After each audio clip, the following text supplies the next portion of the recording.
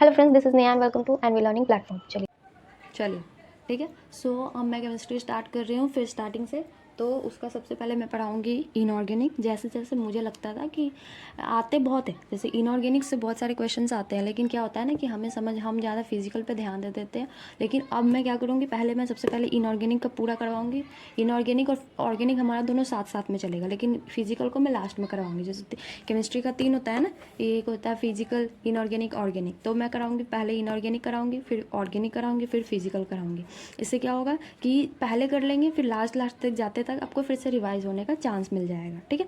Physical का ज़्यादा नहीं है, फिजिकल पे बस क्या होता है कि फार्मूला बेसिस क्वेश्चन आते हैं। तो फार्मूला बेसिस क्वेश्चन के लिए हम उसी पे ज़्यादा फोकस करते हैं। लेकिन एनसीईआरटी में इनऑर्गेनिक का एक एक वर्ड एनसीईआरटी पूरा एक्सप्लेन करूँगी ताकि आपको एनसीईआरटी पूरी अच्छे से समझ आ जाए, क्योंकि एग्ज़ाम में नीट में एनसीईआरटी के अलावा बाहर से नहीं आता है, बहुत हद तक नहीं आता। आप अगर एनसीईआरटी इनऑर्गेनिक का अच्छे से बेहतर तरीके से पढ़ लेते हो, समझ लेते हो, तो आपको बहुत सारे क्वेश्चन सॉल्व हो जाते हैं। ठीक है, चलिए।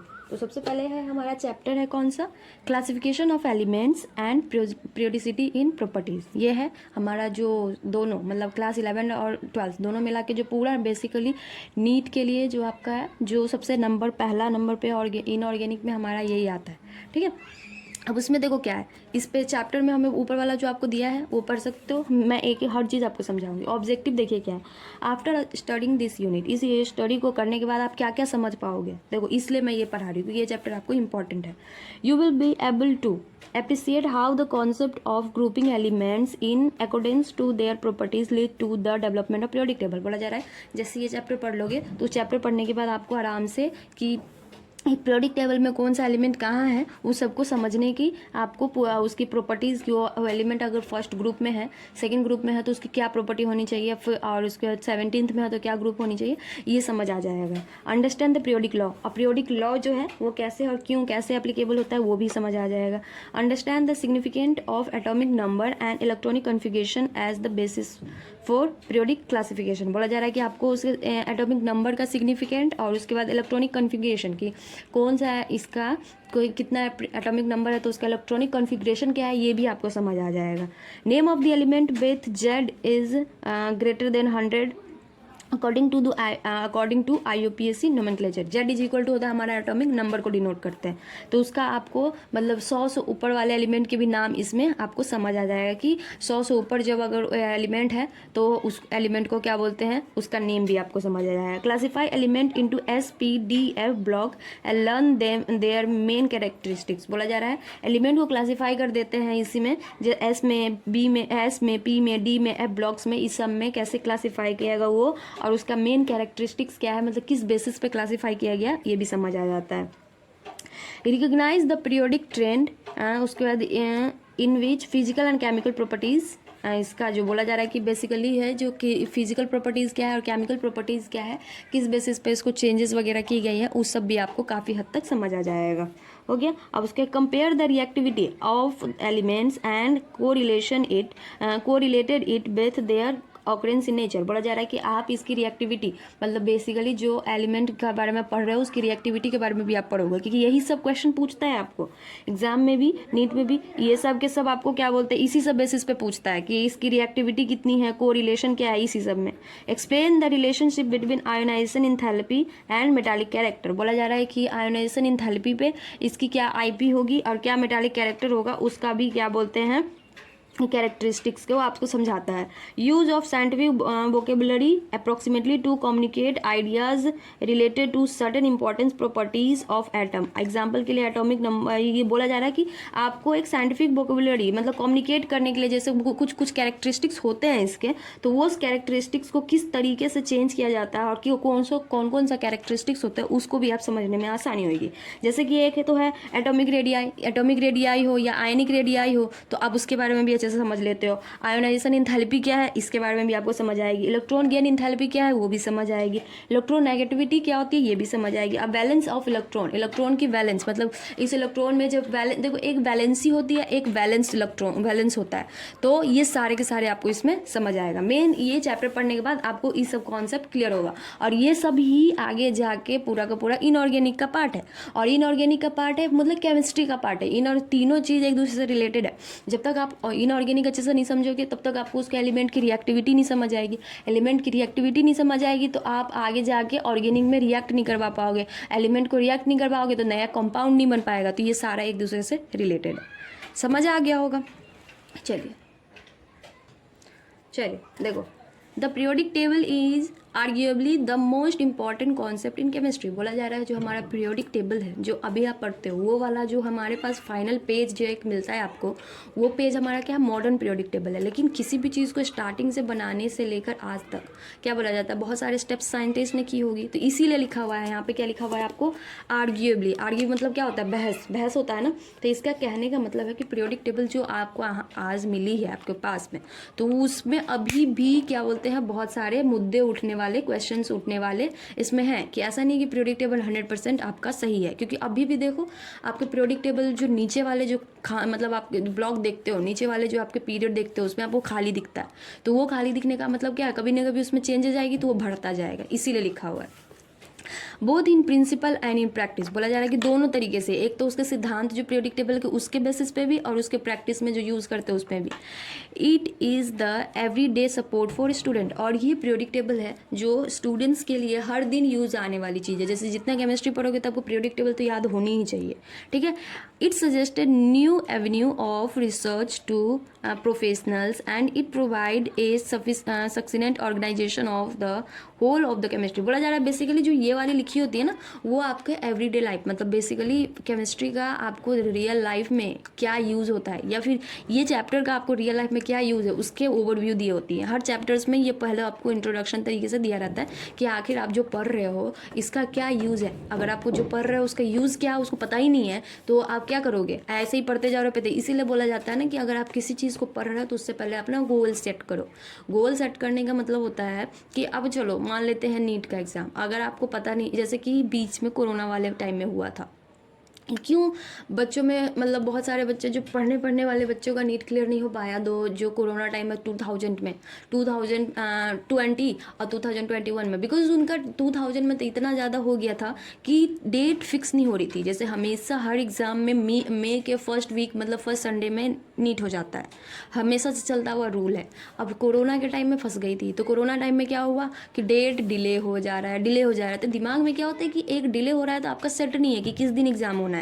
तो उससे क्या होता है, दिमाग हमारा चेंज हो जाता है। हमारा जो ब्रेन है वो कॉन्शियस ब्रेन की जगह पे ना आप मतलब जितना ज़्यादा उसको सेट कर लो, जितना इसीलिए बोला जाता है कि अगर मेंटली जो स्ट्रांग है वो लाइफ में हर चीज़ पा सकता है। आपको फिजिकल हेल्थ से ज़्यादा मेंटल हेल्थ, मतलब वैसे तो हेल्थ सब पे ध्यान देना चाहिए, लेकिन मेंटली स्ट्रांग है तो आप बहुत कुछ अचीव कर सकते हो। फिजिकली स्ट्रांग होना is not equal to mentally health strong होना। कोई लोग तो इतना होते हैं ना कि बहुत हेल्दी होते हैं, हेल्दी इन केस मैं ये बोल रही हूँ कि जैसे जिम वगैरह जाके अब बहुत कुछ कर लेते हैं, लेकिन वो मेंटली बहुत वीक होते हैं। मेंटली वीक कहने का क्या मतलब, वो पागल नहीं, मेंटली वीक कहने का मतलब है कि वो किसी भी चीज़ से डर जाते हैं। कोई भी एक हार्श कंडीशन आ जाएगा उसके साथ, मतलब चलो एक्सरसाइज वगैरह करके वो बॉडी तो बना लिया, आप उसको देखोगे तो आपको लगेगा क्या कि यार कितना स्ट्रांग होगा, एक छोटी सी चीज़ से डर जाए, मतलब भाई कितना स्ट्रांग है, कितना ट्रॉमा अपने आप को कंट्रोल कर सकता है। लेकिन अगर वो छोटा सा कंडीशन भी आएगा उसके साथ, थोड़ा भी प्रॉब्लम होगा उसमें, वो क्या बोलते हैं झेल नहीं पाता है, तो उसको बोलते हैं वीकनेस, मेंटल वीकनेस, ठीक है। और कोई लोग होते हैं वो पतले दुबले होते हैं, लेकिन आप कितना भी मेंटल ट्रॉमा उसको दे दो वो झेल के निकल जाते हैं। तो यही बोला जा रहा है। तो मेंटल वीकनेस और फिजिकल वीकनेस और मेंटल स्ट्रेंथ, फिजिकल स्ट्रेंथ में यही डिफरेंस होता है। तो वही मैं बता रही थी कि नॉर्मली आप इसी बेसिस पे आपको जो एक उस कंडीशन में क्या हुआ कोरोना टाइम में, जिसने दिमाग में सेट कर रखी थी गोल कि हाँ भाई एग्ज़ाम कभी भी हो रेगुलरिटी में प्रैक्टिस करनी है, तो उसका तो निकल गया, वो डॉक्टर बन गए। और जिसका क्या हुआ कि वो आगे जैसे फ्लो बढ़ी, एग्ज़ाम का डेट आगे बढ़ा, उसका दिमाग कंट्रोल करना अपने आप में कंट्रोल नहीं हो पाया, तो उसका आता हुआ बच्चों का छूट गया। तो ये ही हो गई। तो उस टाइम गोल सेट नहीं थी। तो वैसे ही इसको पढ़ने के बाद आपको पता चलता है कि आप केमिस्ट्री में क्या पढ़ोगे और ये पढ़ रहे हैं तो आखिर आपको लास्ट में क्या इसका रिजल्ट मिलेगा। तो वही लिखा हुआ है कि ये हमारे स्टूडेंट के हर दिन के लाइफ में यूज़ होता है। क्योंकि केमिस्ट्री पढ़ते हैं तो पीरियोडिक टेबल सबसे पहले, जैसे बच्चा साइंस लेता है तो केमिस्ट्री लेता है तो पीरियोडिक टेबल एक लेके आता है, अपने दीवार पर चिपका देता है अपने रूम में, जिस रूम में स्टडी वाले रूम में पढ़ता है, तो स्टडी टेबल के पास या दीवार के पास, समझ गए। तो वही बोल रही हूँ मैं। अब उसके बाद क्या है, इट इज़ ए वो रिमार्केबल डेमोन्स्ट्रेशन बोला जा रहा है कि केमिकल एलिमेंट का are not a random cluster of entities but instead display trend and lie together in families. वही जो बोला जा रहा है सारा, the awareness of the periodic table is essential to anyone who wishes to detangle the world. बोला जा रहा है कि जो पीरियोडिक टेबल के बारे में आपको जानना बहुत ज़रूरी है किसी भी लोगों के लिए जो चाहता है कि डिस्टेंगल द वर्ल्ड को पूरा तरीके से जीना चाहता है, and see how built up from the fundamental building blocks of the chemistry. बोला जा रहा है कि जो केमिस्ट्री के बारे में, जैसे कि फ्यूचर में वो केमिस्ट्री लेके ही पूरा पढ़ना चाहता है, उसी में एमएससी बीएससी पूरा का पूरा बीएससी एमएससी करके पूरा प्रोफेसर बनना चाहता है, चाहे जो भी हो, पूरा केमिस्ट्री के वर्ल्ड में घुसना चाहता है। तो बेसिकली क्या है, पीरियोडिक टेबल लर्न करना है। पीरियोडिक टेबल क्या है आपका, ABCD ऑफ केमिस्ट्री, समझ गए। एलिमेंट्स के बारे में पता होना आपको ज़रूरी है। अब चलिए, अब ये सब हो गई, अब हमारा चैप्टर पढ़ो। इन दिस यूनिट, इस यूनिट में क्या है, we will study the historical development of the periodic table as it stands together and the modern periodic table. बोला जा पीरियोडिक लॉ। बोला जा रहा है कि इस यूनिट में हम क्या पढ़ेंगे, हम एक हिस्टोरिकल डेवलपमेंट, मतलब कैसे कैसे पीरियोडिक टेबल की छोटे से बड़े बड़े बड़े, जैसे कि मतलब कैसे पहले सबसे पहले पीरियोडिक टेबल बना तो क्या आया, उसके बाद क्या आया, उसके बाद क्या आया, बेसिकली आपको मॉडर्न पीरियोडिक लॉ तक की जर्नी को हमें देखना है, समझ गए। We will also learn how the periodic classification follow as a logical consequence of the electronic configuration of atom। अब बोला जा रहा है कि हम ये भी देखेंगे कि कैसे periodic classification follow होता है लॉजिकल तरीके से, कि इलेक्ट्रॉनिक कन्फिग्रेशन एटम्स की कैसे होती है, ये सब भी देखेंगे। Finally we shall examine some of the periodic trend in the physical and chemical property of the element। बोला जा रहा है और उसके बाद हम किसी ट्रेंड को लेकर, किसी ट्रेंड का मतलब एक स्टेप्स को लेकर, एक जैसे कि मान लो कि आपने आयोनाइजेशन एंथैल्पी ली तो उसके बेसिस पे, या फिर आपने माना इलेक्ट्रोनेगेटिविटी ली उस के बेसिस पे, किस बेसिस पे उसके केमिकल और फिजिकल प्रॉपर्टीज उस एलिमेंट को डिस्टिंग्यूश कैसे करते हैं, वो सब हम देखेंगे। अब देखो क्या लिखा है, why do we need to classify elements. हमें बोला, एक क्वेश्चन पूछ रहा है कि हमें एलिमेंट्स को क्लासीफाई करने की क्या आवश्यकता है, ऐसे क्या जरूरत पड़ेगी कि हमें एलिमेंट्स को क्लासीफाई करना है।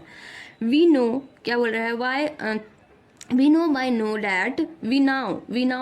that the element are the basic unit for all types of matter। बोला जा रहा है कि अभी, नाउ का मतलब हुआ अभी, मतलब बोला जा रहा है कि अभी हम जानते हैं कि एलिमेंट है एक बेसिक यूनिट है, जितने भी मैटर्स आप पढ़ते हो, जितने तरीके के मैटर्स पढ़ते हो, उस सब का क्या है, आपका एलिमेंट हमारा एक बेसिक यूनिट्स है। इन 1800 में क्या हुआ था, ओनली 31 एलिमेंट्स वेयर नोन। बोला जा रहा है कि 1800 में जब स्टार्ट हुई थी इसका, तो उस टाइम क्या है, बस 31 एलिमेंट ही जाने गए थे। साइंटिस्ट लोग ने खोज किया था, साइंटिस्ट लोग, तो सबने बहुत मुशक्कत करने के बाद बस 31 एलिमेंट ही ढूंढ पाए थे। उसके बाद क्या है, बाय 1865, ये 1800 तक की कहानी है, लेकिन उसमें 65 साल के बाद, उसी में 65 साल बढ़ गया, तो उसमें और उस सब तो काम करते रह गए। अभी भी साइंटिस्ट लोग काम कर ही रहे हैं, ऐसा नहीं कि बंद, उनकी लाइफ, जिंदगी भर पढ़ाई, उनकी जिंदगी भर की पढ़ाई है वो, हमेशा कुछ ना कुछ, तभी तो आपको कुछ ना कुछ ढूंढने को मिलता ही रहता है, कुछ ना कुछ जनरेट होता ही रहता है। तो वैसा ही है, फिर उसके बाद वो काम कर ही रहते। तो उसके बाद 1865 में क्या हो गई, उसमें और एलिमेंट जुड़ गई, ठीक है, उसमेमें और ज़्यादा एलिमेंट जुड़ गया, एक्सक्यूज मी, और वो डबल हो गई 63। पहले 31 थी, अब उसके बाद वो डबल हो गई, पूरा का पूरा 65 साल में क्या हुआ, डबल एलिमेंट पाया गया। एट प्रेजेंट, अभी के टाइम में बोला जा रहा है, हमारे पास क्या है, 114 एलिमेंट्स, 114 एलिमेंट्स हैं जिसको हम जानते हैं। Of them and the recent discovered element were are man made. बोला जा रहा है कुछ है 114 एलिमेंट, और उसके बाद उसमें कुछ एलिमेंट है जो रिसेंट अभी डिस्कवर्ड हुआ है, वो है मैन मेड। मतलब वो ये इसमें बहुत सारे दो तरीके के एलिमेंट्स थे, पहले जो पाया गया वो सब नेचुरल, लेकिन उसके बाद क्या कुछ एलिमेंट्स थे मैन मेड भी थे, मतलब वो साइंटिस्ट लोग ने खुद से भी बनाया उसको, एक से ज़्यादा दूसरा ऑर्गेनाइज करके। Efforts to synthesise new elements are continuing. अब बोला जा रहा है कि वो, यही बोला मैंने, देखो पहले वाला कि देख क्या लिखा हुआ, efforts to synthesise new elements are continuing. मतलब नए नए एलिमेंट्स को ये क्या, अगर सिंथेसाइज करना, ढूंढना और बनाने, वो क्या है, वो साइंटिस्ट लोग कंटिन्यू करते रह रहे हैं, वो चलता जा रहा है। With such a large number of elements, it is very difficult to study individually the chemistry of all these elements and their immemorial compound individually। बोला जा रहा है कि ये सब करते जा रहा है, उसके साथ क्या है, इतना ज़्यादा एलिमेंट्स पाया गया है, जिसमें बहुत डिफ़िकल्ट हो गया है साइंटिस्ट लोग के लिए कि एक मतलब इतना सारा मिट्टी है, उस मिट्टी में एक अलग अकेला एक मिट्टी के टाइप को निकालना, बोला जा रहा है बहुत सारे पत्थर, उसमें एक अलग पत्थर को ढूंढना इतना ज़्यादा डिफ़िकल्ट हो चुका है। फिर भी वो लोग कोशिश क्या कर रहे हैं, किए जा रहे हैं। To ease out this problem scientist search for a systematic way to organise their knowledge to by classifying the elements. बोला जा रहा है ये इतनी सारी चीज़ रखी हुई है, उस चीज़ में मान लो कि इतना सारा पत्थर रखा, उस पत्थर में एक नॉर्मल सा पत्थर को ढूंढना। मान लो इतना सारा आपने रॉड वगैरह सब कुछ पत्थर वगैरह रख दिया और उसमें एक आयरन रख दिया, तो उसको ढूंढने में इतना ज़्यादा उसको प्रॉब्लम हो रही थी कि निकल नहीं पा रहा था। तो इसके वजह से क्या हुआ, साइंटिस्ट ने कुछ मतलब बोला कि एक क्राइटेरिया रखते हैं, एक सिस्टम रखते हैं कि इस कैटेगरी में ये वाला आएगा, इस कैटेगरी में ये वाला आएगा। इसलिए हम करती है हर चीज़ में क्लासिफिकेशन। जैसे बायो में भी आपने क्लासिफिकेशन पढ़ा होगा कि क्लासिफिकेशन क्यों ज़रूरत पड़ी, नॉमेनक्लेचर क्यों ज़रूरत पड़ी, ये जो हमने पढ़ा तो ये सब चीज़ किस चीज़ के लिए ज़रूरत पड़ती है, ताकि आपका काम आसान हो जाए। ठीक है, और जिस क्राइटेरिया में जिसका है, जैसे कि प्लांट वाले में प्लांट को रख दिया, एनिमल वाले में एनिमल रख दिया, तो एक तो क्राइटेरिया समझ आ गया नहीं कि प्लांट के बेसिस का क्राइटेरिया क्या है, कि प्लांट का क्या होना चाहिए और एनिमल का क्या होना चाहिए। चलता रहेगा उसको एनिमल में डाल देंगे, पहले जो स्टार्टिंग में हुई थी, मैं बायो का बता रही हूँ, और जो चलेगा नहीं वो प्लांट्स में डाल देंगे। तो वैसे ही क्राइटेरिया ढूंढ लेते हैं ताकि काम ईजी पड़ जाए। तो वो सही उन्होंने क्या करा कि कुछ क्राइटेरिया ढूंढ लिया कि हम अच्छे से उसको समझ आ जाना चाहिए कि एलिमेंट को क्लासिफाई करने के लिए उन्होंने क्राइटेरिया ढूंढ लिया। ठीक है, not only it would rationalize knowledge chemical fact about element but even predict new one for undertaking further study। और उसके बाद क्या हुआ, उन्होंने इस बेसिस पे क्या किया कि क्राइटेरिया कर दिया, तो अलग एलिमेंट जैसे कि जो जिसमें आयरन की जो आयरन वाला कैरेक्टरिस्टिक्स है उसको आयरन में डाला, जो आयरन के अलावा है उसको अलग से डाला था। ऐसे करते करते उन लोगों को काफ़ी बेनिफिट हुई। समझ रहे हो? चलिए आगे बढ़े। चलो ठीक है, तो अब देखिए अब क्या है, अब हमें पढ़ना है जेनेसिस ऑफ पीरियोडिक क्लासिफिकेशन। बोला जा रहा है कि पीरियोडिक क्लासिफिकेशन का ऑरिजिन कैसे हुई। ठीक है, जेनेसिस का मतलब क्या होता है, जनरेशन, जनरेशन का मतलब फॉर्मेशन, जेनेसिस। ठीक है, बोला जा रहा है कि फॉर्मेशन, या फिर आप नॉर्मली लिख लो बिगनिंग या क्या ऑरिजिन, मतलब इसकी स्टार्टिंग कैसे हुई। ठीक है, देखो तो क्या है, classification of element into groups and development of periodic laws and periodic table are the consequence of systematizing the knowledge gained by the number of scientists। बोला जा रहा है कि क्लासिफिकेशन ऑफ एलिमेंट, एलिमेंट को क्लासीफाई करना कि उसके group में, development of periodic laws, laws की पीरियोडिक कैसे कैसे पीरियोडिक लॉज है, उस सब सारे के सारे जितने भी बेसिस थी वो सब क्या है, बहुत सारे साइंटिस्ट लोग मिल के किए, साथ में सबके कोलाबोरेशन से हुई। ठीक है, समर्थन होता है ना, सब एक अलग अकेले साइंटिस्ट का तो था नहीं, वो सब साइंटिस्ट आपस में मिल के कर रहे थे। अब क्या है, अब उसके साइंटिस्ट है through their observation and experiment, वही लिखा हुआ है कि सारे ने एक दूसरे का ऑब्जर्व किया और उसके बाद एक दूसरे के एक्सपेरिमेंट को देखते हुए मिल के करा। उसमें से क्या है, द जर्मन केमिस्ट जिसको जोहान डोबर्नियर नाम है, इन अर्ली 1800, जो क्या है सबसे पहले 1800 में क्या है, was the first to consider as a idea of trend among the properties of element. बोला जा रहा है कि वो जो सबसे पहला जो साइंटिस्ट थे जिसने डोबर्नियर ने 1800 में सबसे पहले किया था, उनका आइडिया दिखा गया। और उसके बाद क्या है, उनके बाद क्या है, बाय 1829, बोला जा रहा है 1829 में ही notice a similarities among the physical and chemical properties of several group of 3 element. बोला जा रहा है कि 3 एलिमेंट को एक साथ देखा और उसके बाद उसकी केमिकल प्रॉपर्टीज में और फिजिकल प्रॉपर्टीज में क्या हुआ, जनरली सेम दिख रहा था कि उनकी प्रॉपर्टीज मैच कर रही थी फिजिकली भी और केमिकली। तो उसके लिए उन्होंने उसका नाम रख दिया ट्रायड।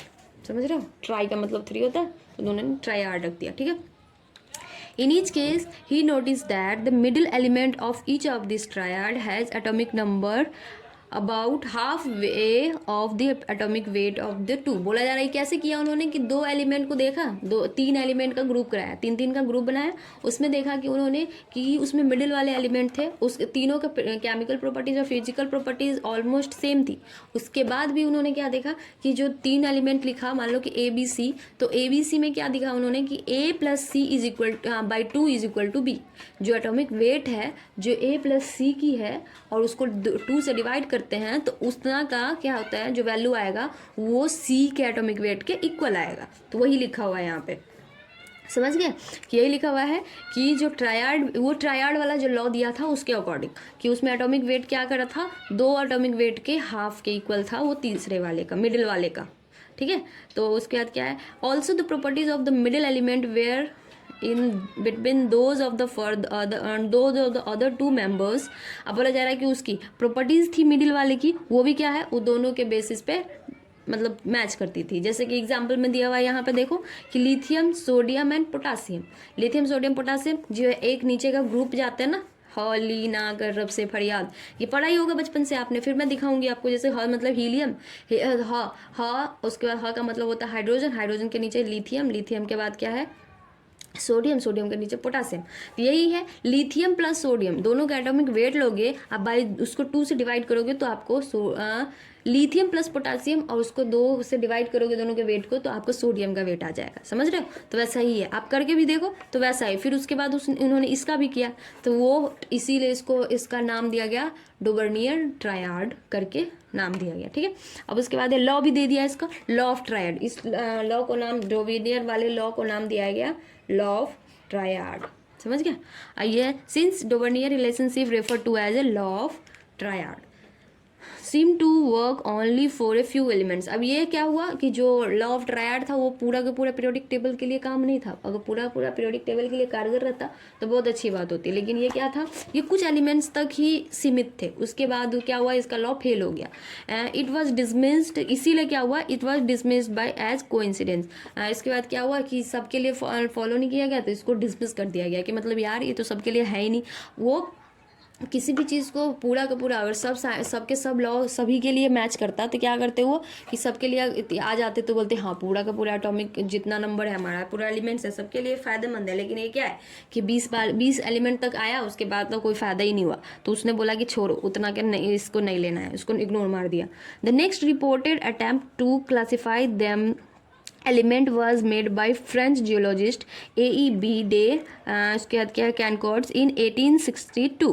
अब उसके बाद ऐसे ऐसे बहुत सारे साइंटिस्ट आए, लेकिन इसमें क्या है कि जो जिसका थोड़ा थोड़ा ज़्यादा अच्छा है उसको बोला गया, उसके बाद बाकी सबको क्या किया गया, इग्नोर मारा गया। ठीक है, तब इसके बाद ये साइंटिस्ट आए, इन्होंने भी अरेंज करी एलिमेंट्स को in order to increasing atomic weight and made cylindrical table of the elements to display the periodic recurrence of properties and it is also do not. इसके बाद भी क्या है, मतलब ये इसको भी कोई अटेंशन वगैरह नहीं दिया गया क्योंकि ये लॉ मतलब सही नहीं थी, उनके अकॉर्डिंग सही नहीं थी, आगे नहीं बढ़ पाया। कुछ दिनों का ये होता है ना जो, उसीलिए इसको ज़्यादा महत्व नहीं दिया गया। ठीक है, उसके बाद एक इंग्लिश साइंटिस्ट आए केमिस्ट, उसका नाम है अलेक्जेंडर न्यूलैंड्स। वो 1865 में उनका लॉ आया, लॉ ऑफ ऑक्टेव। ठीक है, ये लॉ ऑफ ऑक्टेव क्या है, इन्होंने अरेंज करी एलिमेंट को in order to atomic weight के बेसिस पे अरेंज करी। और उसके बाद क्या है, नोटेड दैट, उन्होंने देखा क्या, उन्होंने नोट करी वेरी हाई एवरी 8 एलिमेंट, जितने भी एलिमेंट्स थे उसमें से सभी every 8 element has properties similar to the first element. और जैसे कि कुछ 4 मतलब पूरा के पीरियोडिक टेबल देखा, पीरियोडिक टेबल में पूरा का पूरा 8 तक आई, 8 के बाद फिर रिपीट करेगी, फिर 8 के बाद रिपीट करेगी, तो उन्होंने एक नया कुछ नया देखा। ठीक है, उसके बाद क्या हुआ,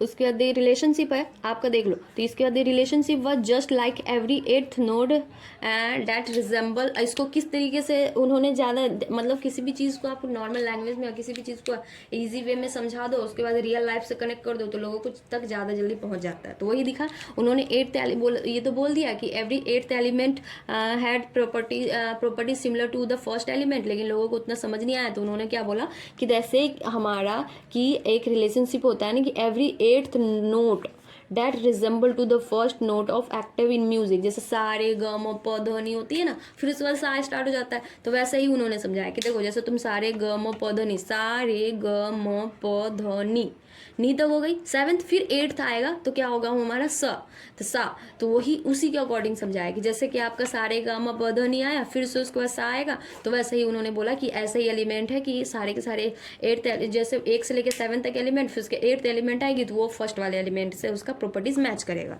जैसे ये लिखो देखिए क्या लिखा हुआ है, न्यूलैंड्स ऑक्टेव।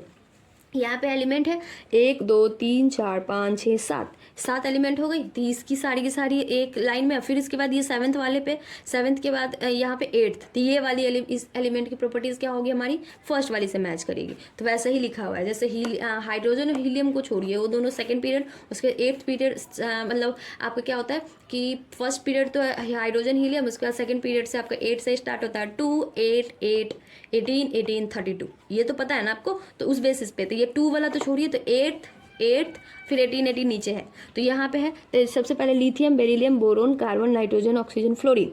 अब फ्लोरीन हो गई, फ्लोरीन के बाद क्या हो गया आपको, हाँ उसके बाद यहाँ तक आ गया। उसके बाद क्या फिर से आपका क्या होगा कि सोडियम का कैरेक्टर जो होगा आपका क्या किससे मैच करेगा, आपका लिथियम से। तो वही इसके लॉ के अकॉर्डिंग, किसके, न्यूलैंड्स के लॉ के अकॉर्डिंग, न्यूलैंड्स ऑक्टेव के अकॉर्डिंग, ठीक है। अब क्या, Newlands octave law of octave seem to be true only for element up to calcium. और ये एलिमेंट जो, ये वाला लॉ जो था, वो लॉ भी कब तक ही फॉलो किया गया और कब तक ही सही था माना गया, कैल्शियम तक। मतलब ये बेसिकली आपको 20 एटॉमिक नंबर 20 तक ही माना गया। उसके बाद क्या हुआ, ये लॉ भी डगमगाता नजर आया हमें।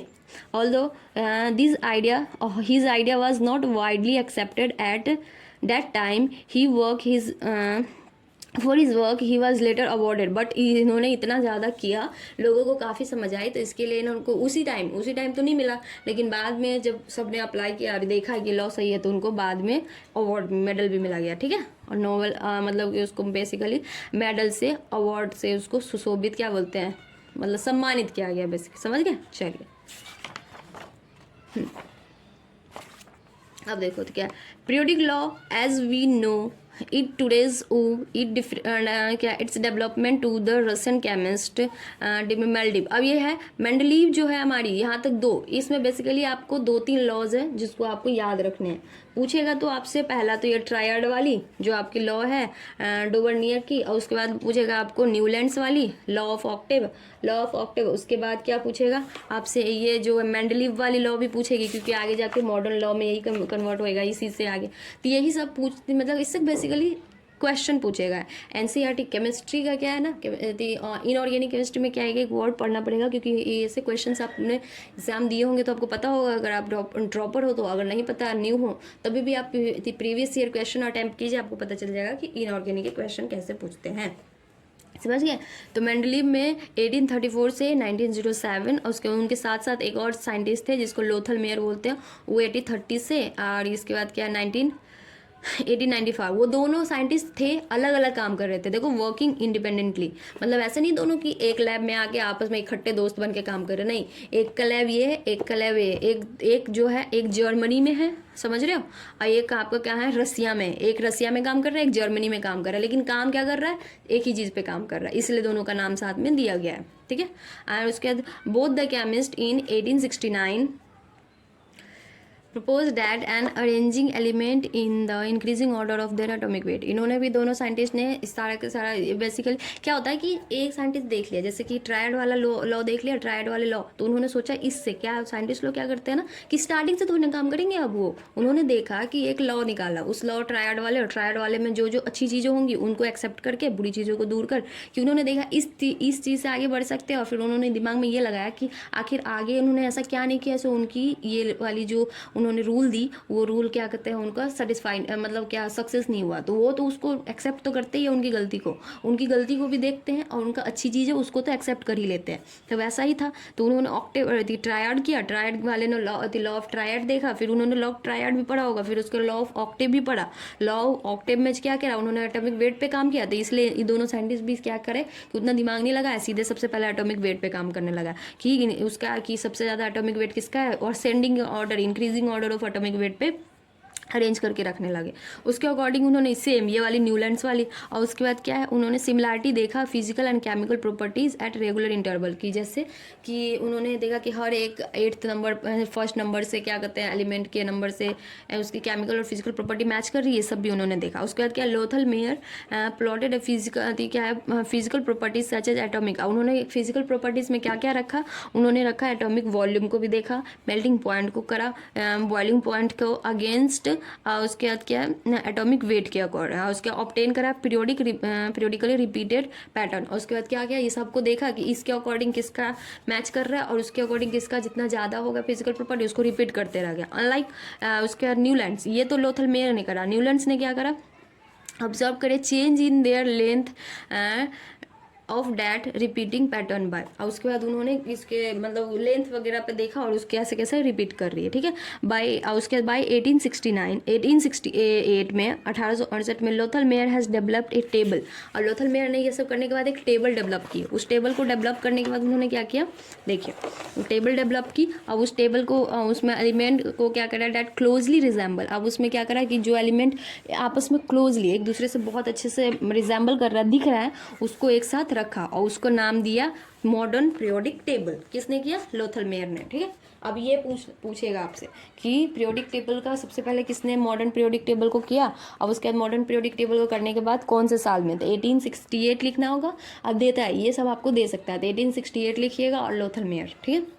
However, his work was not published until after the work of Dimitri Maldiv। अब बोला जा रहा है कि लेकिन इन्होंने कर तो दिया 1868, लेकिन पब्लिश नहीं की गई, मतलब वो गवर्नमेंट ये उन्होंने पूरा कर दिया लेकिन उन्होंने दिखाया होगा, लेकिन दिखाने के बाद भी क्या होता है कि ऐसा नहीं है कि साइंटिस्ट लोग या केमिस्ट लोग जो चीज़ ढूंढ ले उसको एट द टाइम सक्सेस मिल जाए। बहुत जैसे कि देखो इसको हम लोग ने बहुत सारा, जैसे कि आप कितना भी ज़्यादा सक्सेस ये कर लो, लेकिन सक्सेस क्या होता है, कोई कोई लोग तो मर जाते हैं, मरने वो सब करके छोड़ देते हैं, और छोड़ने के बाद एक एज है, एज के बाद तो मर ही जाएंगे, लेकिन उसके बाद बहुत दूसरे साइंटिस्ट उसको क्या करते हैं, दूसरे साइंटिस्ट को यूज़ करते हैं, वो उसकी क्या अकॉर्डिंग काम करते हैं, फिर उसके बाद सक्सेस मिलती है, लेकिन सक्सेस मिलती है तो उनके नाम पर ही हो जाता है।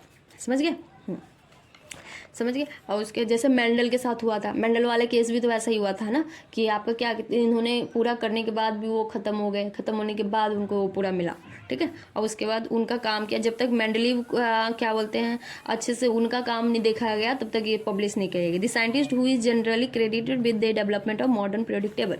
अब जिसको क्या किया गया कि मॉडर्न पीरियोडिक टेबल के लिए क्रेडिट मिल गई, समझ गए। चलिए अब है क्या करते हैं, इसको कंप्लीट कर दूं या रहने दूं, एक मिनट रुक जाओ। चलिए यहाँ तक पढ़ लेते हैं, फिर उसके बाद मेंडलीव का अरेंजमेंट मॉडर्न पीरियोडिक टेबल कैसे कैसे था वो नेक्स्ट लेक्चर में पढ़ेंगे।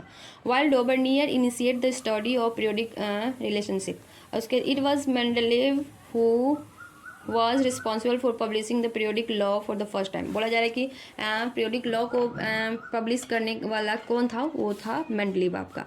और उस लॉ में क्या था, the properties of the elements are a periodic function of their atomic weight. अब बेसिकली उन्होंने क्या करा कि जितने भी एलिमेंट्स की प्रॉपर्टी है वो किस बेसिस पे थी, एटॉमिक वेट के बेसिस पे, ठीक है।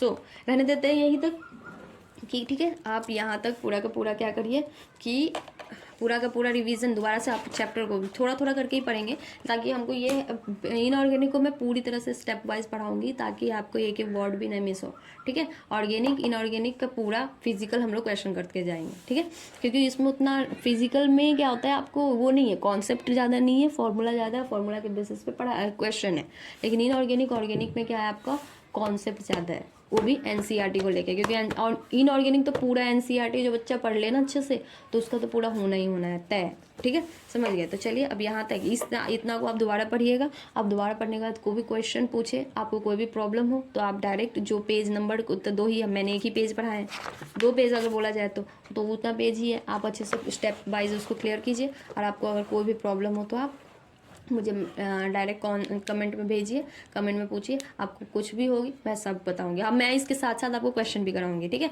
कि अगर बस चैप्टर पढ़ना नहीं होगा, हम एक क्या कहते हैं टॉपिक वाइज क्वेश्चन भी करते जाएंगे, ताकि क्वेश्चन करते जाएंगे तो क्या होगा ना, आपको ये भी पता चलेगा कि आपका कॉन्सेप्ट क्लियर हो रहा है नहीं हो रहा है, नहीं तो ऐसे ही नहीं कि बस पढ़े जा रहे। मैं आप क्वेश्चन भी कराऊंगी सारे के, और इसके बाद क्या आते हैं और चैप्टर भी पढ़ाऊंगी, तो दोनों कराऊंगी। तो आपको क्या होगा, क्वेश्चन दूंगी भी मैं आपको क्या कहते हैं होमवर्क के लिए, तो क्या होगा आप भी करोगे तो आपको अच्छे से समझ आ जाएगा। चलिए ओके, थैंक यू, बाय।